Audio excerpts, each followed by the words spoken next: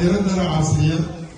நான் நினைக்கிறேன் இந்த நிரந்தரமான கட்டணம் உங்களுடைய சிரசமூலியத்துக்கு கிடைக்காத காலத்திலே என்னுடைய சிரசமூலியத்துடைய அன்பர் ஒருவருடைய வீட்டிலே மிகவும் வசதி குறைந்த நிலையிலே எங்களுடைய பாடசாலை இயங்கும்போது ஏறக்கூடிய 45 பிள்ளைகளுக்கு மேல் அந்த பாடசாலையிலே கற்றிருக்கிறார்கள்.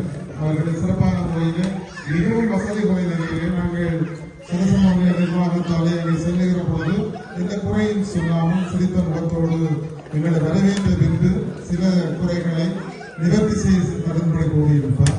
அது மட்டுமல்லாமல் ஒரு காலத்திலே 7-8 பிள்ளைகள் கட்ட காலமும் இருக்கிறது. அந்த நேரம் கூட சலிக்காமல் தன்னுடைய அந்த பணியை மிக சிறப்பாக செய்து இன்று அவரிடம் கல்வி கேட்டவர்கள் யோசித்து பாருங்கள், 31 வருடம் என்றால் அவர்கள் இப்பொழுது இங்கு ஒரு இடத்திலே வேலை செய்து கொண்டிருப்பார்கள்.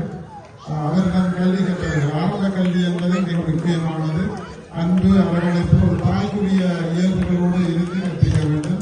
அதை திருமதி ஜெயந்தி அவர்கள் மிகச்சிறப்பாக நம்முடைய சமூகத்தில் செய்திருந்தார்கள். வீணா டீச்சர் எப்படி பாலக்கல்வி கழகத்தோடு இருந்தாரோ அதுபோல பாலக்கல்வி கழக நிர்வாகத்திலே முழுமையாக எங்களுடைய சமூகத்திற்கு இருக்கின்ற பாடசாலையில் தன்னுடைய அர்ப்பணிப்பான சேவையை வழங்கியிருக்கார். மனப்பூர்வமான நன்றிகளையும் அம்மாவுடைய ஆசைகளையும் இந்த சந்தர்ப்பத்தில்